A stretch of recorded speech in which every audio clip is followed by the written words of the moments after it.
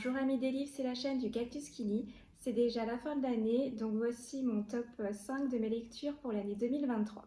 Et en cinquième position, j'ai mis Désaccordé de Joanne Richoux. Je l'ai mis dans mon top lecture de cette année car je trouve que le mélange fantaisie et musique le rend très original. Même si à certains moments les références musicales sont un peu trop nombreuses, j'ai trouvé que l'univers de ce livre était assez rafraîchissant. On y suit Violette, une jeune fille qui va tomber dans un monde parallèle à cause d'une boîte à musique, et là, dû à sa ressemblance physique, tout le monde va la prendre pour la princesse Croche, disparue depuis un moment. Le roman n'est pas exempt de défauts, mais c'est poétique, étrange, non pas un Alice au pays des merveilles, mais plutôt au pays des muses. L'écriture est fluide à lire, bon l'auteur abuse un peu trop des onomatopées, mais ce qui m'aura le plus marqué, c'est tout le world building qu'elle a créé et qui tourne autour de la musique. En quatrième position de mes lectures favorites de cette année, j'ai mis Le donjon de Naelbög, Les Veilleurs de Glarg.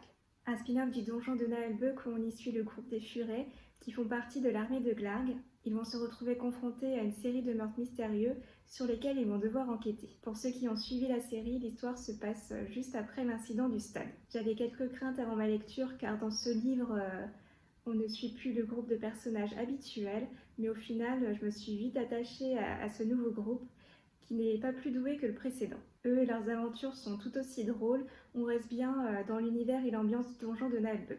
L'enquête que les personnages mènent est prenante jusqu'à la fin, par contre la résolution est un peu rapide, c'est peut-être le seul point négatif que je peux ressortir de ma lecture, car il y a pas mal de passages où j'ai bien rigolé. C'est un véritable plaisir d'avoir pu retourner dans cet univers complètement décalé. La troisième position de mon top 5 2023 revient à Mardas de Michael Bieli. C'est un livre dont j'ai fait la chronique récemment, donc je ne vais pas m'étendre dessus. C'est une lecture qui m'aura plu par son mélange du côté sombre et violence de la dark fantasy et un côté plus léger avec pas mal de passages humoristiques. On y suit Mardas, un seigneur noir, un méchant en quête de rédemption. Il va croiser sur sa route Kerana et Greenwalk pour mener à bien sa vengeance contre ses frères et sœurs, les immortels. La deuxième position de mon top lecture 2023 est pour La cité de laiton de S.A. Chakraborty. Au Caire, au XVIIIe siècle, Nari rêve de devenir médecin. Pour réunir la somme suffisante pour ses études, elle vole et escroque les gens en prétendant les libérer d'esprits malveillants. Mais ce petit jeu va un jour se retourner contre elle lorsqu'elle va accidentellement invoquer un esprit, celui d'un guerrier djinn, et pas des plus commodes. Une petite fantaisie orientale. Ce que j'ai aimé, c'est que tous les personnages sont gris, ils ont tous leurs qualités et leurs défauts, et bien qu'ils aient des points de vue vraiment très différents, j'ai tout autant aimé Nari, Dara et Ali. L'auteur parvient très bien à nous retranscrire l'ambiance orientale, le roman est très immersif. J'ai aussi beaucoup aimé tout le folklore qui gravite dans ce roman, un mélange de politique, de guerre, de triangle amoureux, un bon page-turner.